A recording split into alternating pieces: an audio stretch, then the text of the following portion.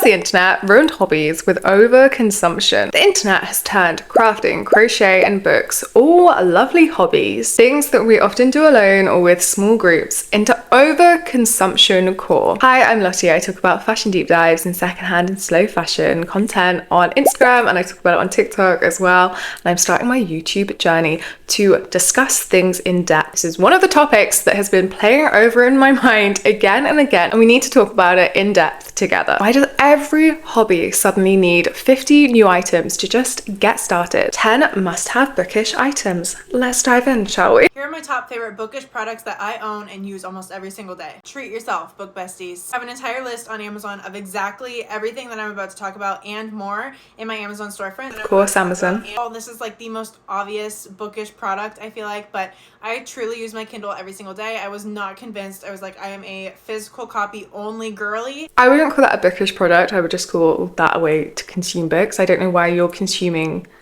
like books on a Kindle and also books as books at the same time. You don't need duplicates of those, but okay, let's go. Reading journal, and I adore my reading journal. I see all these creative girls make like their bullet journal into their reading journal, and I just don't have the patience or the creativity or the desire to do that, to be honest. I know I would get frustrated trying to make my own reading journal, so I bought one and I absolutely love this. I have this exact one linked in that Amazon list I was talking about. Really don't think that's a product you need as a must-have to be a book talker or be someone who reads. Ever, my custom book embosser. This is like a book stamp, which is also really cool, but it doesn't use ink. It like indents the pages rather than stamping them with ink. Let me try to show you. All right, so I actually just finished this book, so we're gonna emboss it together here. It's like this cool little thing. You take it, you just stamp right on the pages, and you squeeze, because you want it to like fully. It is so cute. I'm gonna bet that's from Amazon. Now this book is mine. I love it so much. There's something so satisfying about finishing a good book that you know you're going to keep on your shelves and stamping it, claiming it as your own. I love it. Next is one of my favorite bookish purchases that I made in the last year, and that is this book sleeve. So this is perfect for traveling or taking books on the go. I like to put my paperbacks in here. And there are so many videos like this on the internet of must-haves and things that you can buy along with books. I'm really struggling here because I love people reading. It's such a great thing to do. It's so great to take time away from our screens and read. But feeling that you must have these items to be a real book talker, the fact she's positioning it as must-haves is just a bit like it's not a must-have. Like, if we're being realistic, must-have has been used really lightly here when you do not need to have these products to read books. I'm gonna stop now because I don't want to hate on her. She's obviously just doing her thing. But all you really need for a book talk or to be on book talk or to consume books is a book. I've been crocheting for a really long time. I've been crocheting since I was a young teenager, so like over 10 years. The amount of crochet Amazon finds for crocheters that just makes sense, or Amazon must-haves for crocheter videos that come up on my FYP, it is fascinating to me. And this one came up recently, and some of these products I've never seen. Bamboo shelves for your wall storage. Sorry, what? Aesthetic scissors. Don't need it. A yarn winder. This keeps popping up on my FYP.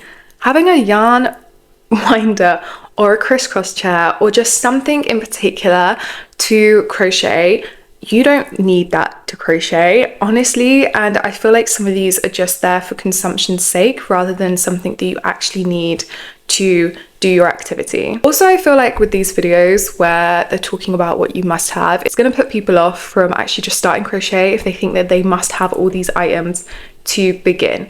Now, this crocheter has talked about the 3 crochet tools she couldn't live without. It's this Number Kids poppet toy. I find this an absolute game changer. It begins with a piece of plastic on, and it's just so satisfying to click top quality ASMR. Honestly, I've done row counting before in crochet. Get a piece of paper. You're gonna be shocked here. Write on the piece of paper what row you're on, get a pen and just like slice it down. Or like, even if you want to check it out each time or like mark each time you've done a row, you do not need a piece of plastic to count your rows for crochet. Next up is my crochet tension ring. I found a lot of these seem to... The tension rings, there's a fascination with the internet, having these rings to help with tension, to do something. They're helpful for certain people. I've tried to use them. I personally struggle with them, and obviously we all crochet differently. So I'm not having a go here, but you do not need this as a tool if you're someone who's very tactile. Honestly, I've seen people crochet with just their hand. You don't even need the hook. I love the hook method, but yeah, you don't need then a ring, which I have tried a ring before. I tried one of my friend's rings. It's not something you need to crochet. And also the material they're made of is often just like metal that's been sprayed. I found a lot of these seem to break quite easily, or they don't last very long, so I tracked down a jeweler who made this one for me. That's more conscious. Didn't realize she had a jeweler. I take all the birds back. That's cool that a jeweler's made that for her. That's way more conscious consumption, because as she said, I really struggle with the fact that a lot of those cheaper ones will often break, and they're often made from plastic. If you're like me and you live in a small flat, this trolley is going to change the game for you. It's like my little portable... I mean, we all need storage for our crochet. I wouldn't need a particular crochet storage trolley, but we move. I think the only thing in that video that I absolutely despise is that row counter, because it's a piece of plastic and I want to see how long that would last. Hobbies that used to be simple. Books. You used to be able to have a book club, you used to be able to read about them. Knit and crochet, you just had hooks and wool. Art, drawing, which we're going to get deeper in a second, but you used to just have pencils and like some coloured pens and a piece of paper. Now it feels like you need a setup, you need an aesthetic, and you need equipment. I found acrylic markers that are cheap but draw like they're expensive. We all know acrylic markers can be pricey, they're paint, they're opaque, and you can layer with them. I get it, it's totally worth it, but somehow this brand figured out how to make it cheap. They even work better than some brands I've paid more for. I'm here for artists having cheaper supplies, but the issue comes when on TikTok everything is a paid partnership, and you'll see these content creators who are either artists or people who like want to make money on TikTok are just using the paid partnerships, but then it feels like what they're saying is disingenuous towards the products. It also feels like every hobby needs to have a starter pack. Crochet, you need a starter kit and wools. Art, you need expensive markers and iPads. It feels like you can't begin without buying stuff. There's also a massive issue with AI infiltrating the craft space. There's AI kits for crochet and knitters. Now this is just another internet wormhole that potentially needs its own separate video, so let me know if you want me to do one on that. But crocheting an AI cat video, this creator saw this pattern on the internet and was like, I'm gonna try it, and it stressed me out. I hate AI. Let's watch the video together. Let's work on the head. Here's the head. Now we just need to add the eyes to it. And I think a nose, because it doesn't have anywhere for a muzzle. But that cat definitely has a nose, so we'll add a nose too. There it is. The nose looks a little weird. I don't normally use these noses, but I have a ton of them, so why not? I've got it all sewn together. So remember, this is what it's supposed to look like a cute kitty cat. Ready for this? Here he is. Isn't he a cute kitty cat? Stop. That's a whole separate issue where people who can use AI think that they're going to make these kits to sell them to people who do crafting. Let's continue down this one particular rabbit hole, but we'll have to jump into that one another day. So the influencer effect is where you just don't see it as a hobby. You see all of their setup, you see all of the aesthetic, and you feel like you need it to actually do the hobby. This person is talking about their amazing hobby room.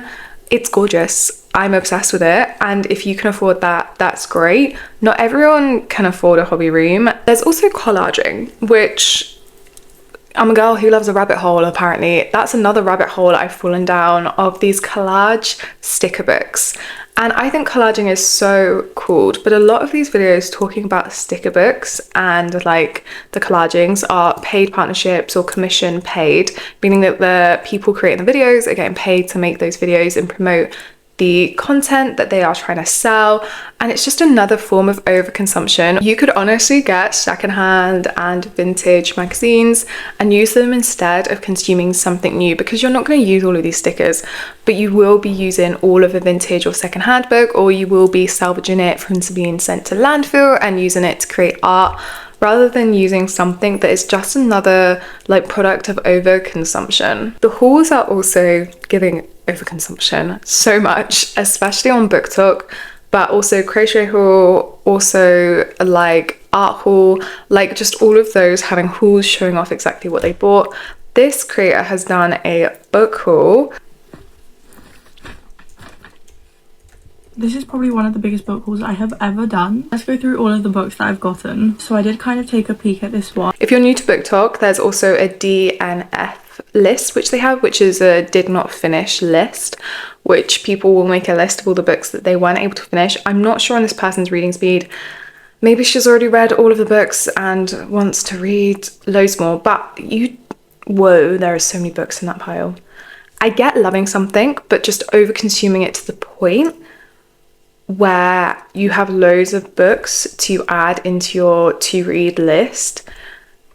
We're moving on because I don't want to have a go at someone in particular, but like, babe, that's too many books. It makes people who want to be hobby talkers, we're gonna go with that, who want to be like a crochet talker or a book talker, feel like they need that amount of books or that amount of crafts to begin their journey to be a talker. Words are just playing with me. To be a TikToker within that niche, there we go. And it's just convincing people to overconsume even more. It feels like progress when people are buying things rather than like reading an actual book, or rather than crafting. That buying means that it feels like you're upgrading your gear, you're chasing the perfect setup, the perfect aesthetic. It doesn't actually mean you're making progress in your hobby that you love. Also BookTok, which maybe it needed a whole separate video, because BookTok is one of those places on the internet that has a lot of overconsumption, and I found people were buying multiple copies of the same book because they have different covers. If anything's overconsumption, that is. Comparison is the thief of joy, which is a saying that I love to live by, and it also feels like when you're comparing yourself and doing research into these hobbies, that you're actually spending more time researching the products than you are actually doing the hobby, but also you're comparing yourself to other people and other creators, which I do with crochet. Although people who crochet fast, like I crochet really quickly, I have the brain ascension span of a gnat. I cannot stay committed to one piece of crochet continuously, or if I've made one thing, I've made one hat, I cannot do another one in another colorway. It's just not going to happen. But this person was posting the January crochet content. Iconic. So iconic. Like, these creations are so good. But if you're a beginner, you are definitely not going to be able to make that all within 1 month. If you want to begin a hobby, honestly, just do it. But don't fall for needing to buy new equipment for a particular hobby. When fillet crochet was really popular, I fell. And this is the video that made me fall. Iconic piece. The brain tension of a gnat over here though. I got like halfway through the sword and was like, I want to make something else. So I've now got 2 skeins of fillet crochet wool that I need to use. I will find a way to use them, but I did fall. I fell for the TikTok trend. There's loads of ways to try out new hobbies without consuming, which I will give you the tea on in the next video that's coming out Friday this week. So subscribe to see that video, and I'll see you soon for more secondhand and slow fashion content and fashion deep dives on my YouTube.